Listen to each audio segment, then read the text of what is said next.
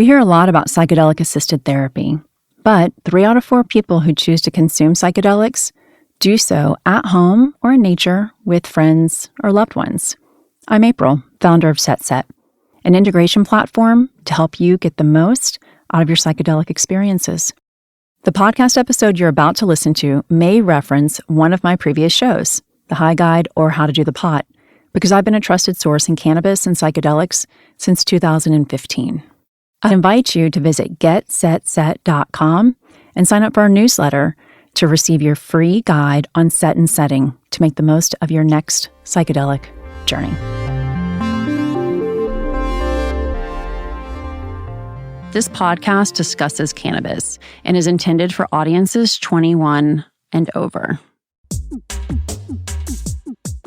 I think we still have a long way to go because I actually go into all of our retail partners and I always ask in the training who knows the difference between live rosin and live resin.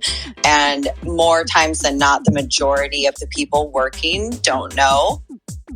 Welcome to The High Guide. I'm your host, April Pride. The first time I saw the word rosin, I assumed it was a misspelling of resin. And when I started seeing live rosin and live resin on menus at cannabis shops, I only got more confused. Nowadays, it seems as though there is a new type and texture of cannabis concentrate appearing on the regular, with the 7/10 or July 10th or the 420 of oil celebration happening tomorrow.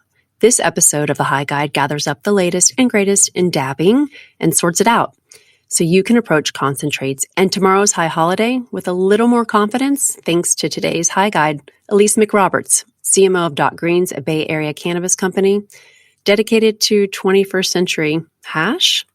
Are you intrigued? Here's more of what Elise will share with us on today's 710 dedicated show. What does hash have to do with oil and a vape pen?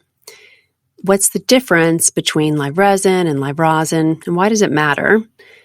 The difference between butter, batter, and diamonds, and what qualifies someone as a solventless snob.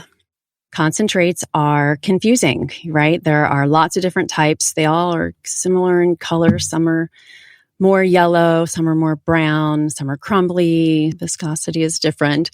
Can you just tell us what's up with all of the concentrates, why you would choose one over another? So I love to start with hash, the original concentrate. You know, hash has been around obviously as long as the cannabis plant, and I believe humans have been consuming hash since biblical times. And hash is a concentrate that has been consumed around the world. And what hash is essentially, it's just the separated resin from the cannabis plant matter. What those trichomes hold are, the cannabinoids, the terpenes, the flavonoids. And then so you're getting all of that in a concentrated form. But essentially, hash is the original concentrate. Okay, so hash is the OG of the concentrate world. But how does the age-old extract influence the new age of products appearing? Everything today, which, even a lot of people just call live rosin or, live resin hash for slang. It's, we call it modern hash because we're doing the same thing, collecting the resin or cannabis trichomes and, or separating from the plant matter, the things you don't want like fat, waxes, lipids that you do get when you combust flower. I do want to ask you a question, Elise, because live rosin, fresh frozen, these are terms that nobody was using 6 months ago. And now it's everywhere. I think we're just in the midst of the rosin revolution, or solventless renaissance, meaning that, like you said, these terms and products are getting somewhat into the mainstream. Live rosin, or what people refer to as solventless extracts, don't use any chemical or hydrocarbon solvents to separate the resin from the plant. We just take the fresh frozen flower, make ice water hash the traditional way, which putting the fresh frozen flower, a bath of ice, mesh bags, and then collecting the hash through the bags. And then that hash is freeze dried, and then we press it into live rosin. So just minimal heat and pressure. So nothing's touching the flower aside from ice and water before it becomes rosin. Both live rosin and live resin start from fresh frozen flower. And then the difference is live resin is they're using a hydrocarbon gas to separate the resin from the plant material. Okay, wow. Just had a light bulb moment. Eureka. I've been shaky on my understanding of live rosin and live resin until now. So both start with fresh frozen cannabis, which is why it's called live, but rosin means solventless extraction and resin indicates solvent-based. But what's the difference between starting with live or fresh frozen plant matter and the traditionally cured cannabis? Fresh frozen, that means, as soon as the flower is harvested, ideally at its peak perfect time, it has to be frozen within an hour of that time to be considered fresh frozen.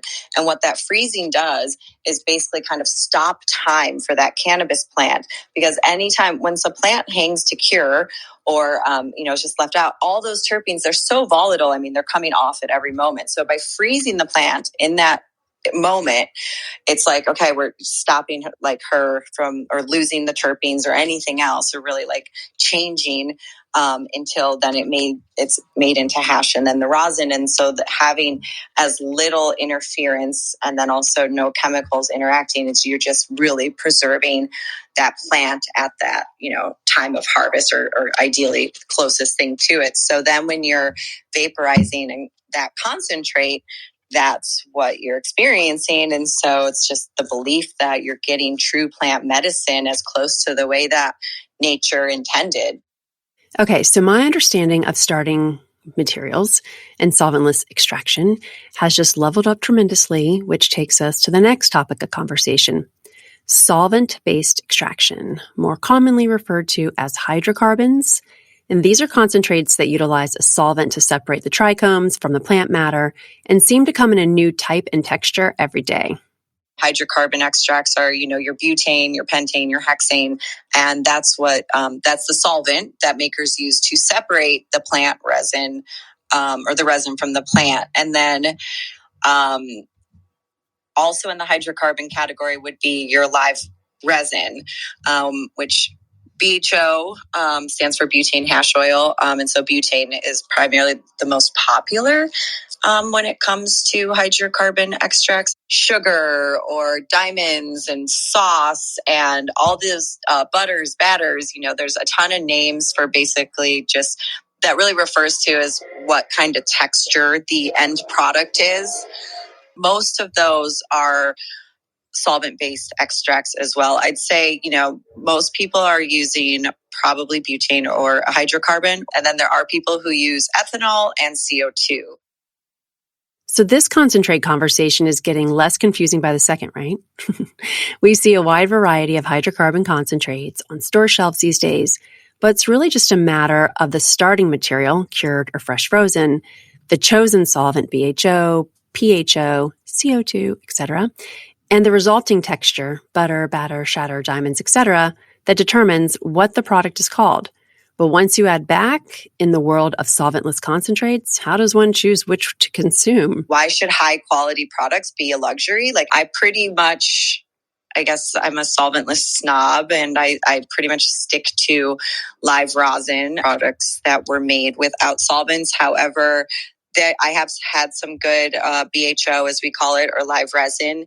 And so I'm not knocking that. I just don't consume it as much. If I compare dabbing a BHO concentrate, which I do from time to time, because like I said, I'm not knocking those. I have friends in that space. They make beautiful concentrates.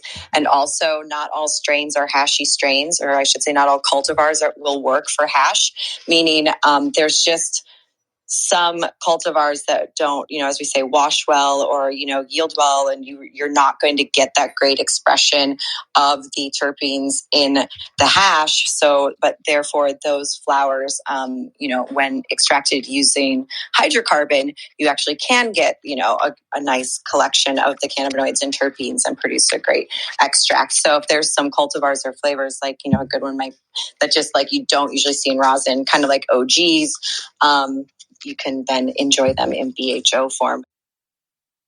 Well, there you have it.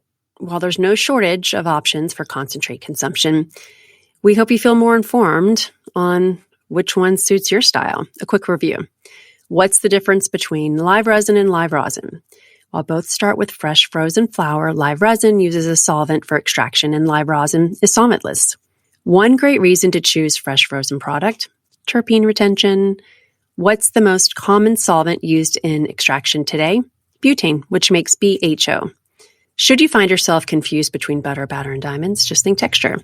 Feel free to ask your bud tender for clarification on the extraction method and starting material. If they don't know, they can find out. And remember, people consider themselves solventless snobs for good reason, but that doesn't mean that hydrocarbon concentrates are inherently dangerous. It's a matter of plants, purity, and ultimately preference.